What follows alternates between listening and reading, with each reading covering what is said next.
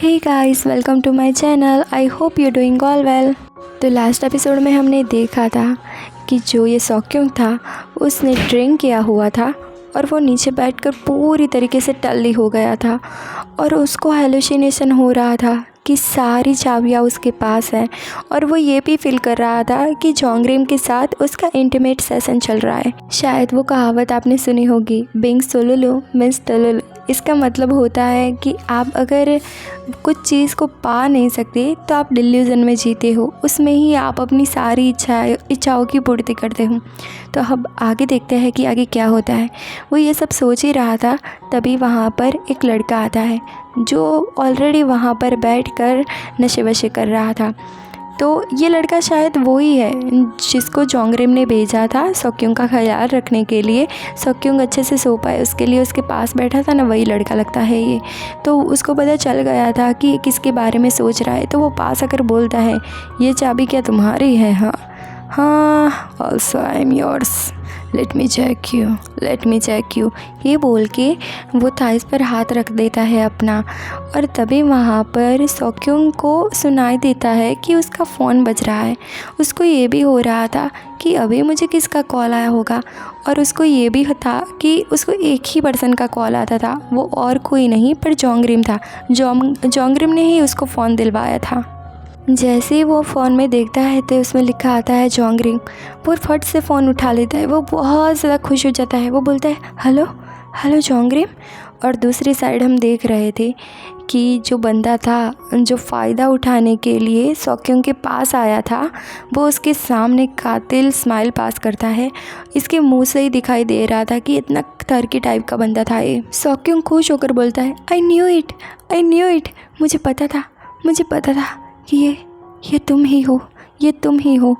और ये देखकर वो सामने वाला जो बंदा था ना, उसको ऐसा लगता है कि इसको किसी का फ़ोन वोन नहीं आया है, पर ये हाई हो रहा है, यानी कि इसने पी भी रखी है, इसीलिए जो लिया है ना नशे वशे वाला जो पदार्थ लिया है उसके कारण ये हाई हो चुका है।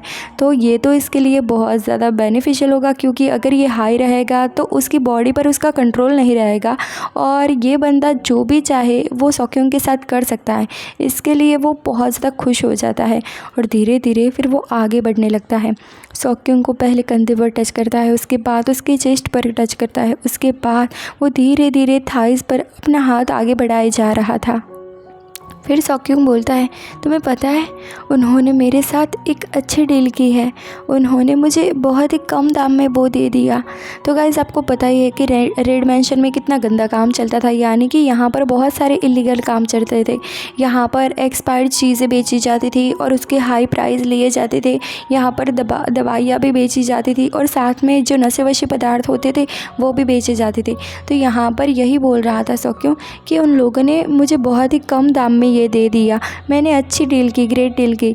पर सामने जोंगरिम समझ नहीं पा रहा था कि ये किसकी बात कर रहा है, वो कन्फ्यूज़न में था। वो बोलता है, हाँ क्या बात कर रहे हो, किसकी बात कर रहे हो? पर तभी सॉक्योंग को रियलाइज़ होता है कि वो जो बंदा पास में बैठा है वो अपनी सीमा लांघ रहा है और बार बार उसको टच किए जा रहा है। जब उसको थोड़ा सा सेंस होता है वो चिल्ला उठता है, हे क्या कर रहे हो, हटो मुझसे दूर, क्यों मेरे ऐसे करीब आ रहे हो, क्यों मुझे यहाँ वहाँ टच कर रहे हो? और जैसे ही ये बात को सुनता है जोंगरिम, वो चिल्लाकर बोलता है, कौन है वो, किसने छुआ तुम्हें, किसकी बात कर रहे हो और कहाँ हो तुम, बताओ मुझे।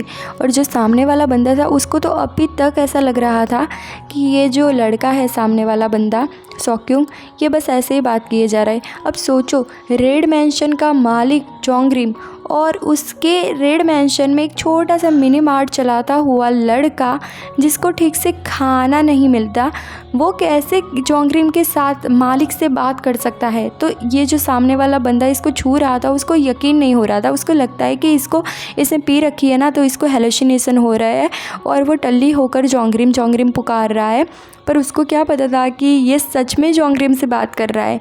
फिर ये बंदा बोलता है, जो सामने था जो उसको छू रहा था, वो बोलता है, अच्छा तो ये साला पूरी तरीके से अपने होश गवा चुका है, अब तो इसके साथ करने में बड़ा मज़ा आने वाला है। फिर वो बोलता है, देख साले, तू जितना हाई है उतना ही हाई मैं हूँ, तो सोच हमारी दोनों की नाइट कितने माइंड ब्लोइंग होगी ना।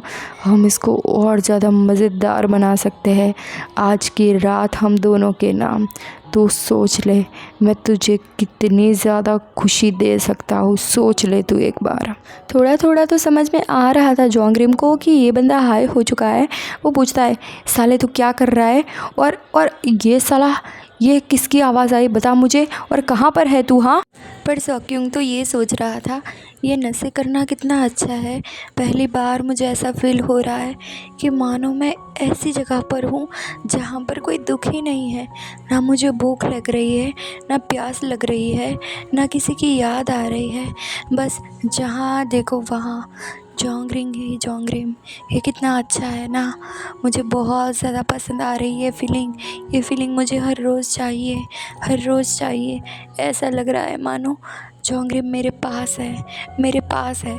और दूसरी जगह पर यानी कि फ़ोन के अदर साइड पर जोंगरिम चिल्ला रहा था कि तुझे कौन टच कर रहा है, कौन तुझे छू रहा है, बता मुझे। और यहाँ पर सॉक्योंग मन में सोच रहा था, जोंगरिम के साथ सोना कितना ज़्यादा अच्छा है ना। ऐसा लगता है मानो कि मेरा सर फट जाएगा खुशी के मारे। मैं अपना मिनी मार्ट की चाबी, फ्रिज की चाबी, मेरा पूरा मिनी मार्ट, अपना घर, सब कुछ अगर जोंगरिम को दे दूँ और वो मुझे अपने आप को दे दे तो ये कितनी बड़ी बात होती है ना। मैं अपनी सारी खुशियाँ छोड़ दूँगा अगर वो मुझे एक बार मिल जाए, एक और बार मिल जाए। बस यही सोच रहा था उसको। तो बस यही हो रहा था कि कुछ भी करके वो जो पहले फील कर चुका है, यानी कि इंटीमेट हो चुका है जोंगरिम के साथ, वैसी फीलिंग वो फिर से फील करे। और ये जो नशा वशा करने के बाद उसको सच में डिल्यूज़न हो रहा था कि वो उसके पास है। कभी कभार तो मुझे ऐसा लगता है कि मैं उससे इतना ज़्यादा अट्रैक्ट फील होता हूँ, इतना ज़्यादा अट्रैक्ट होता हूँ कि अगर वो मुझे छू लेगा, अगर वो मुझे उस तरीके का प्लेज़र देगा तो मैं खुशी के मारे मर जाऊँगा।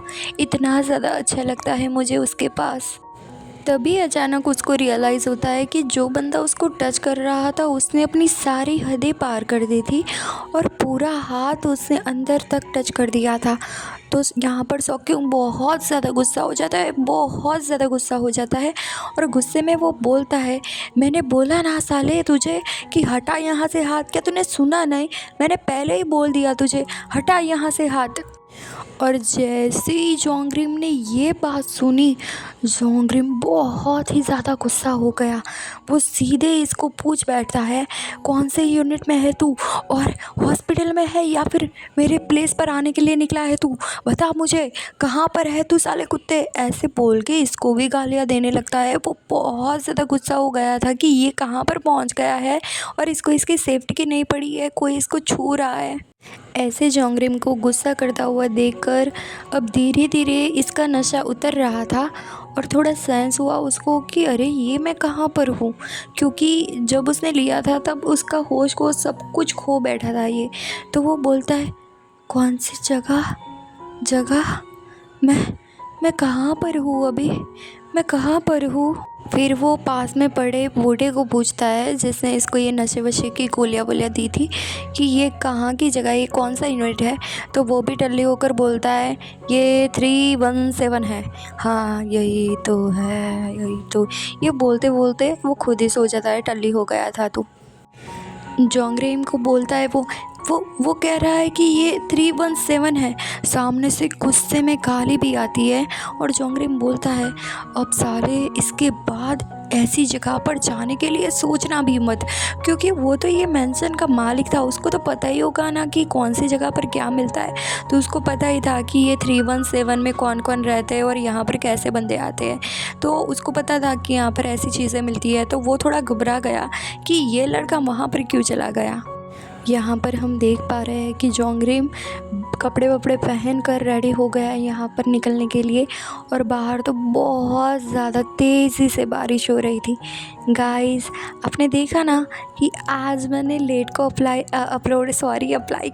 अपलोड किया है वीडियो, क्योंकि आज मेरा खुद से ही मन हो रहा था कि मैं वीडियो अच्छे से एक्सप्लेन करके आपको अपलोड करके स्टोरी सुनाऊँ। इसके बाद तो आपको पता ही होगा कि अब जोंगरिम इन लोगों की क्या हालत करेगा। मुझे तो तो ये लड़कों की नहीं पड़ी है, मुझे मिनी मार्ट यानी कि सौक्यों की पड़ी है कि जब वो इसको ऐसे देखेगा तो वो इसको भी बहुत ज़्यादा डांटने वाला है। पर वो बंदा टल्ली है तो कुछ ऐसा वैसा जोंगरिंग के साथ ना कर दे, वैसा करेगा भी तो मज़ा आएगा वैसे देखने में। तो चलिए मिलते हैं नेक्स्ट एपिसोड में। बाय बाय, बहुत जल्दी आएगा।